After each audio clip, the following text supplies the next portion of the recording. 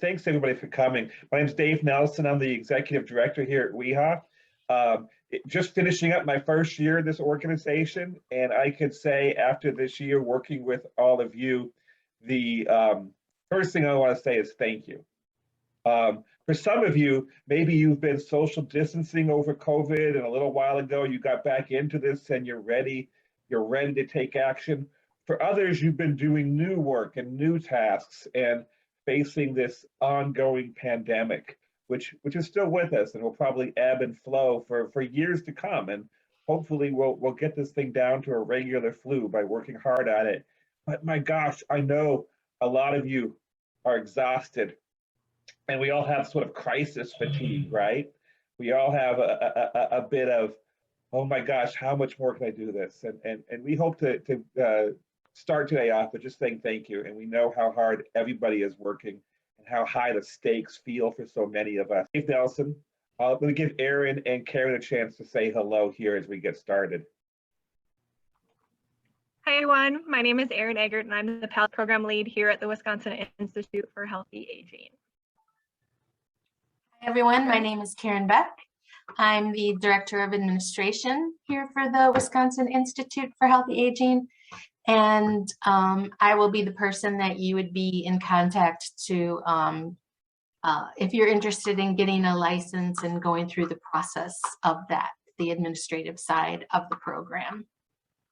So a little bit about WIHA. WIHA is a ragtag organization making it work, just like all of you, right? So we take our mission is to improve the health and well-being of all people as they age by disseminating evidence-based programs and practices, and by engaging in collaborative public health strategies in Wisconsin and beyond.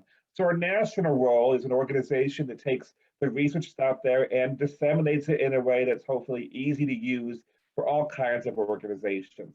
Here in Wisconsin, we play a role of also being advocates and instigators as we go out there and try to make better services for older adults across our state. And we collaborate with the National Council on Aging and a whole bunch of you out there. So maybe we're a little mini NCOA here in Wisconsin, and then across the country, we are doing our best to find evidence-based programs. And our bit is to make sure they work and work as effectively as possible and make your work easy. That's our goal. So here's basically how that works. We look around for the best programs that are out there. They may need help in getting the research done. So some programs we have been with from the beginning. Others we find an academic partner, a researcher from the medical community, and we do research with them. We have an organization called CARN at UW-Madison that we work with extensively, and we bring in groups for plans from across the world, really. We then sit down and say, what would it take to make this program work in our communities? And we test those programs and we model them and we create manuals and trainings. And we think about, okay, this is great research. How does this actually happen at the local community level, whether that's a services organization, a YMCA, a faith-based organization, a recreational center? How will it actually work? And after we get it packaged, and we do that in partnership with community organizations, we want to sit down and say, okay, let's get it to people. Let's sit down and make that partnership so you all can get these programs out to somebody, knowing that if you follow the essential elements of that program, you will have success, right? So we have concrete data showing what these programs do. We try to figure out what the essential elements are, where you can be flexible, and then partner with you to make it happen. And so today we want to talk about a particular program for being active and getting onto an exercise routine. But the start of that, how do you do that? To get started, we're going to share a little bit about the background of the program or what the need is for it. Many of us are familiar with the physical activity guidelines for older adults. Just to recap, those guidelines specifically for older adults are 150 to 300 minutes of moderate intensity exercise, or 75 to 150 minutes of vigorous intensity exercise. Strength training on 2 or more days per week, working all major muscle groups, and balance training often.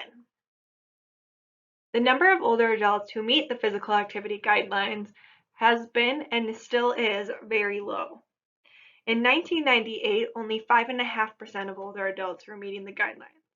Note that this number is representing those that are meeting the guidelines in whole, including both aerobic and strength training guidelines. That number increased to just under 14% by 2018. Although the data is still being analyzed, there's been several studies that have shared the significant effects on activity levels from the pandemic. Several studies have shown that the COVID-19 pandemic has contributed to changes in physical activity and physical function. Note that declines in physical function likely lead to increase in risk for falls. Some studies by Fitbit showed a 12% reduction in steps between March 2019 and March 2020. And we might be able to say that individuals who are wearing a Fitbit might be more likely to take steps. So if that's the case, then what is the effects or the consequence of the pandemic to those that don't wear Fitbits? Another study showed an 18% reduction in physical activity during the pandemic for older adults. And another study showed that 50% of older adults self-reported reduced activity levels during the pandemic. A national survey done by the University of Michigan surveyed older adults between the ages of 50 and 80 and asked about changes between March 2020 and January 2021. In that survey, 37% of participants said they were less active now than they were in March 2020. 35% reported spending less time on their feet. 25% reported having at least one fall. 27% reported their physical conditioning had gotten worse. And 21% reported that their mobility had worsened. Many of us are familiar with the consequences of sedentary behavior. This includes increased risk of all-cause mortality, heart disease, chronic diseases, certain types of cancers, muscle and bone loss, disability, depression, dementia, and Alzheimer's disease. The University of Michigan poll points out the importance of interventions such as the PALS program that we'll discuss today. Although these interventions have always been important for improving physical function and reducing falls risk for older adults, because of the physical function declines during the pandemic, there is an even higher priority or higher need for interventions like physical exercise.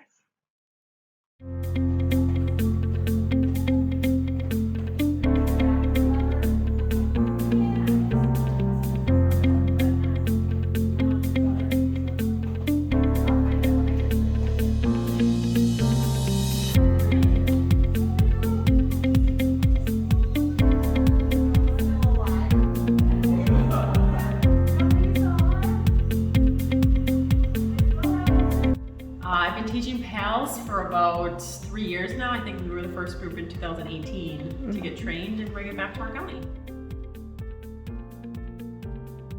PALS is an exercise program designed for people 60 and older who do not currently exercise. PALS is a 10-week program that meets 3 times per week and is designed to help participants become comfortable with exercise and to keep them going after the program has concluded. The program teaches individuals functional exercises specifically selected for older adults. Things like chair stand to strengthen leg muscles to help with standing up from a chair or toilet. The ball carry to assist with balance or core strength. Diagonal wall touch to help strengthen the upper body to reach up into cabinets or pull sweater socks. We've had a lot of people lose weight so far, or they're feeling their balance is getting better, or they're feeling stronger.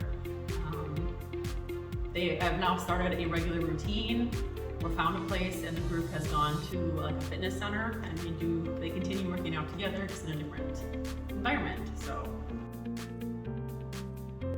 they get really excited when they come back in and just say, hey, I was able to walk farther now, or I feel like my balance is getting stronger, or I prevented a fall because of the balance exercises. So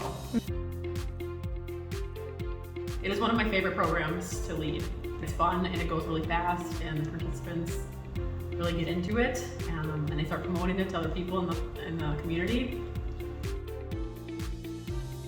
A really good program. I don't know. You gotta try it. I guess I don't know. To learn more about the PALS program, visit wihealthyaging.org or contact us at pals@wihealthyaging.org.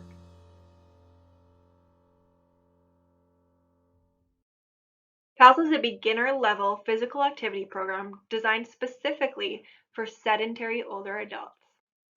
The goal is to get people started and for them to keep going after the conclusion of the first 10 weeks. PALS was developed by Dr. Kimberly Gredebeck over years of pilot testing, refinement, and evaluative research, and is evidence-based. We know that physical activity is essential for healthy aging, and that physical activity improves physical function and health outcomes.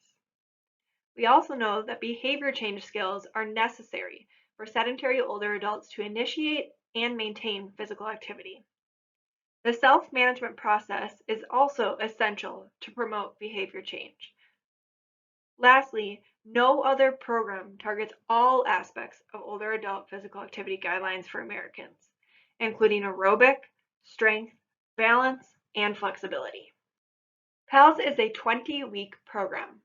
The first 10 weeks, participants meet 3 days per week for 60 minutes, plus 1 day per week either before or after exercise class for 45 minutes for a lifestyle behavior change program.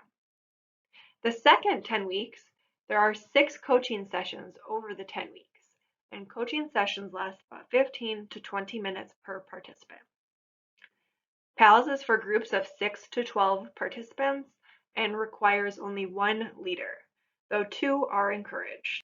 The PALS program is for individuals over the age of 60 who are not currently active or who exercise less than 60 minutes per week. Participants should be able to walk without an assistive device, though a cane is okay or a walker outside only is okay.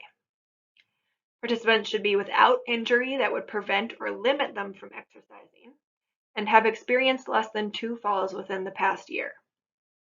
In addition, they should be without a diagnosed cognitive impairment and be able to commit to the 20-week program. There are 3 components to the PALS program: the exercise class, the lifestyle behavior change class, and the follow-up. For the exercise class, it includes a combination of aerobic, strength, balance, and flexibility exercises done at a moderate intensity. The exercise class itself meets 3 days per week for about 60 minutes for 10 weeks. Progressively over the course of those 10 weeks, participants are encouraged to add first 1 and then a few weeks later a second day of exercise at home. The 10-week lifestyle behavior change class meets for 30 to 45 minutes 1 day per week, either before or after the exercise class. This class covers information such as safety of physical activity, setting goals, tracking physical activity, overcoming barriers, how to prevent relapse, building motivation to continue, eating healthy, managing stress, celebrating success, and how to stay active after the PALS program concludes. After the 10-week PALS program, there is a 10-week follow-up. This includes 6 coaching sessions that are done one-on-one with participants. The self-management concepts used throughout all intervention components include self-efficacy, self-regulation, outcome expectations, and social support. This is an overview of the PALS exercise circuit. Participants come in and do a 10-minute warm-up together with the leader facilitating. After the warm-up, participants divide up among the 10 circuit stations.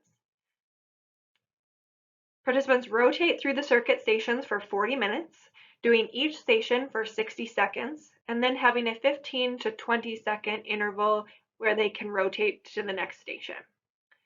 After 40 minutes, there's a 10-minute cool down, which includes flexibility and balance exercises. All exercises that are seen in the exercise circuit are specifically selected for older adults to be functional and assist with activities of daily living.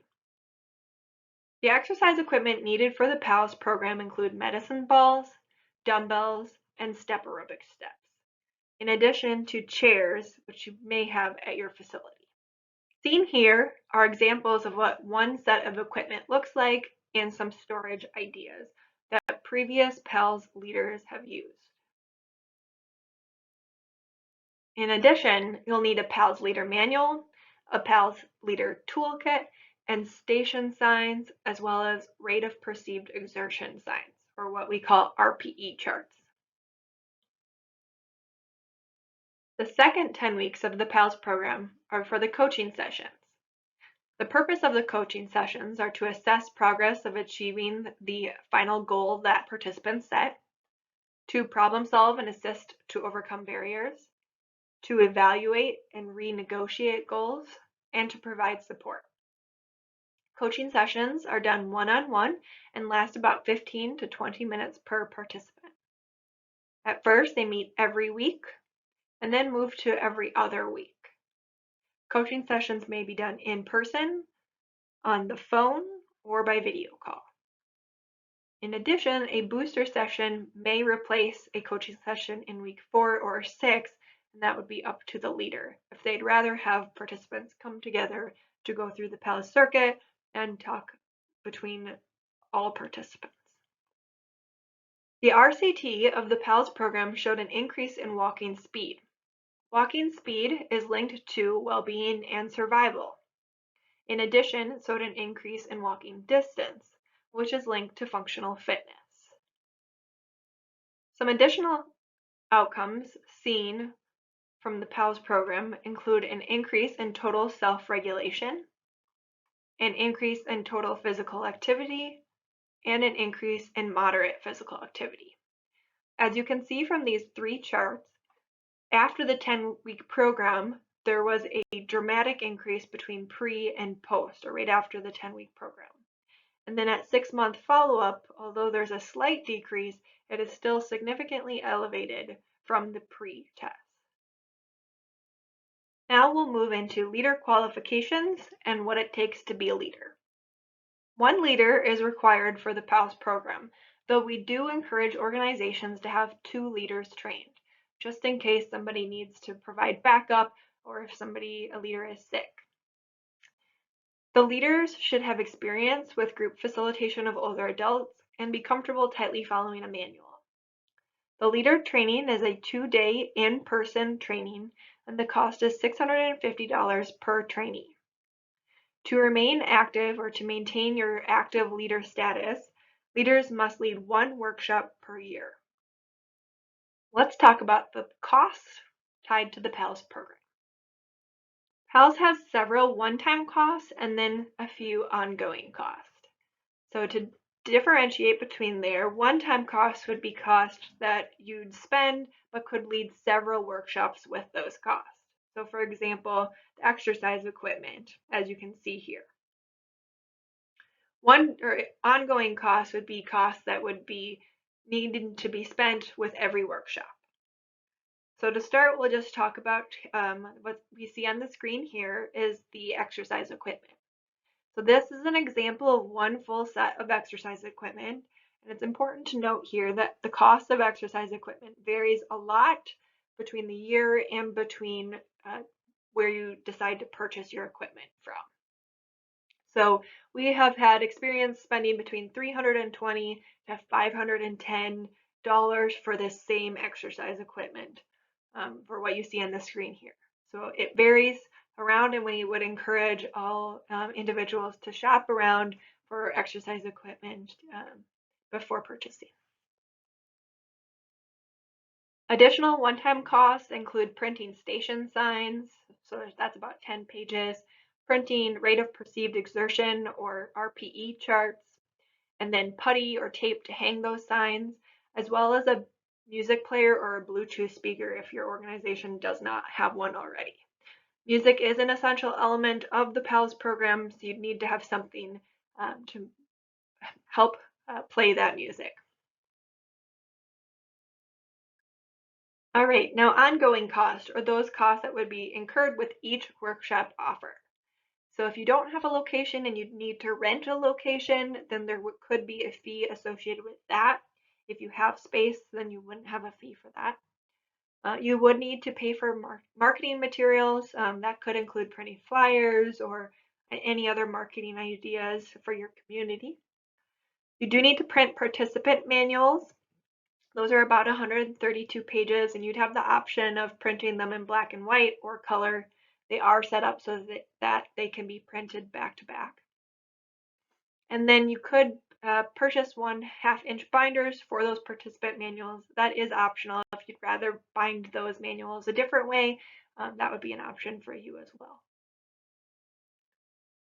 Now I'll talk about some licensing information. So organizations outside of Wisconsin must have a license issued by WIHA to offer the PALS program. The license covers the organization and any other affiliate organizations as designated. Fees vary for PALS licenses, and they increase with the number of affiliates included on the same license. So an affiliate would be a separate organization offering PALS under the same license. So just to give you an example of that, if the license was given to a public health department in some state, and then the public health department trained some leaders from the ADRC or an aging unit, and those individuals were also offering the PALS program in that state, those would be affiliates. So PALS licensing fees start at about $3,000 for a 3-year license, and increase from there depending on the number of affiliates. When an organization purchases a PALS license, WIHA provides a leader training. So that could be that leaders come to Wisconsin and are trained in Wisconsin as leaders, or in some circumstances or with special arrangements, and especially with larger groups, a master trainer may travel to another state to train leaders in the program at that state. In addition, the licensing organization may opt to have a master trainer trained in their state so that that master trainer could train leaders in the future. To become trained or certified as a master trainer, a leader would need to offer a few PALS workshops and pass a fidelity check, and then be trained as a master trainer. There is an implementation guide available on our website. If you go to wihealthyaging.org/PALS and you scroll down and click on Is It For Me, you can view the implementation guide. The implementation guide includes a lot of information about what it takes to implement PALS in a community setting. This can include things to think about as an organization and help you to determine whether your organization is a good fit for the program. In addition, there's costs and other things needed listed in the implementation guide as well. In the chat box here, I'm just going to go through those.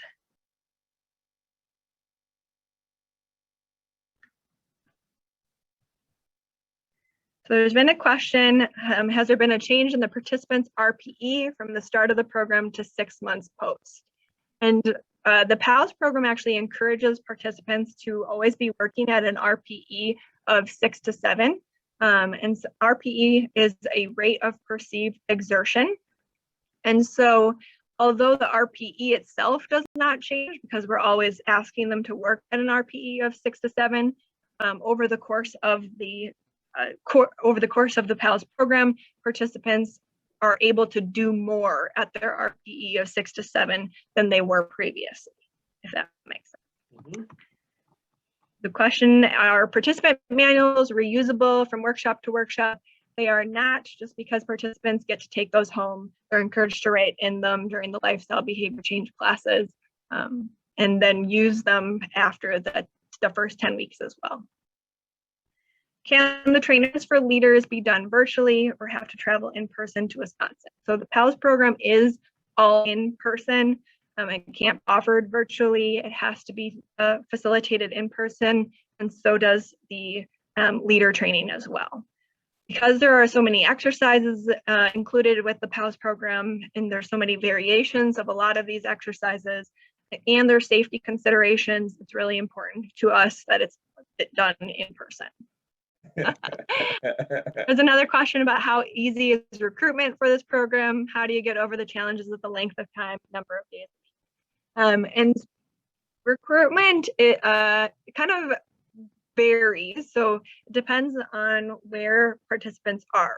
We have found that participants are, because of the pandemic, more looking for a place to get started. And that's one of the big sell points of our PALS program, is that this is a beginner program. So a lot of older adults know the importance of exercise, and they maybe want to get started with that, but they don't know how to get started and they don't know where to get started.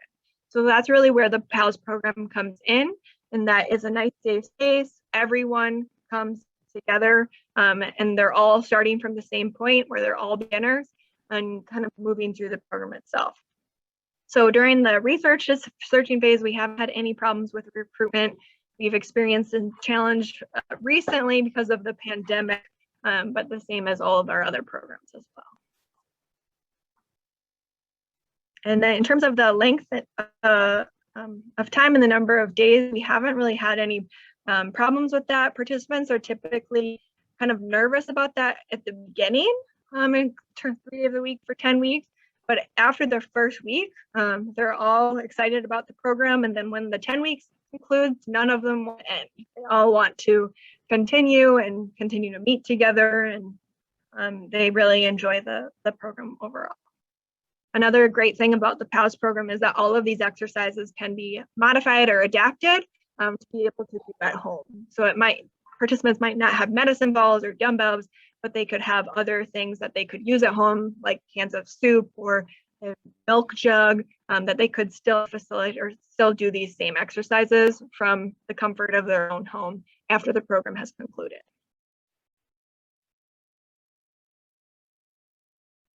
Two great questions just hopped in there into the chat box. I'm sure you see them, Erin. Yes. So what is considered a completion rate for participants? And that would be completing 70% of the 30 sessions over the 10 weeks. And what have we seen for completion percentages? I'd have to double check that number from our study overall, but overall it's been pretty good. From the research that we have been doing this past couple of years, we've seen about a 70% completion rate for that. So that's very good for exercise programs. Usually you see about a 60% completion rate there. So we're very happy with that. But I can definitely double check our research about that as well. And Natalie asks if there's a fee for participants to be part of these classes. And there wouldn't be any fee associated with us here at WIHA, but that would be an opportunity or something that you and your organization could consider. So some individuals or some organizations do charge a minimal fee, such as $10 to $30 for the workshop, to help cover licensing fees or participant manuals or equipment.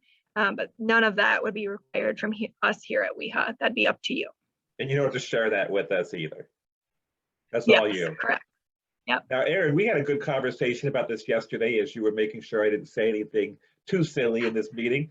One of the questions I always have, and I get to ask dumb questions because I'm not even 1 year old here, is why is this different than Silver Sneakers or just joining the 24-hour fitness, right? That you might do. And you had a good answer to that, Erin, and I'm not going to try to paraphrase it, but if you're something, well, we have fitness programs out there in our community. What is the competitive advantage of what we do here? Yeah, a lot of times especially with this population of older adults, the word exercise is very scary. And sometimes thinking about going into a gym where there's other people and they know what they're doing, it can be very intimidated for anyone, but particularly for older adults too. So this really creates that atmosphere where participants can start someplace and they can know that they're starting with a group that's all starting in the same place. None of these individuals that are used to exercise, they're all sedentary and starting from the same place, and then learning how to do the exercises, how to do these exercises safely, and then kind of brainstorming for ways to continue exercise after the PALS program. And that does include looking at other opportunities in your community, whether that is silver sneakers or 24-hour fitness, or for a lot of individuals or organizations, if you offer other exercise programs, Yes. then perhaps encouraging participants to transfer into your other exercise program. And since it's for Just sedentary folks, so this is for people Right. people who those programs have not worked for. Either they went in and said, no way, right? You go in, you hear the metal clanking on the machines and you say, no, I feel unsteady, I can't do it. Or they've just not felt brave enough to go in, or they have not felt comfortable. They felt like they would be out of place, they would be nervous. So this is for the people who have already said, they've already demonstrated that those other systems don't work for them. Yeah, so a great safe place for everyone to learn together. And then because it's a behavior change program, we know that those participants are likely to change their behavior and go from being sedentary to not only meeting but exceeding the physical activity guidelines for Americans by the end of the 10-week program. Thanks everyone for joining us today. If there are any questions or if you're interested in becoming a PALS license holder, please contact me at aaron.eggert@wihealthyaging.org or pals@wihealthyaging.org. We look forward to working with you.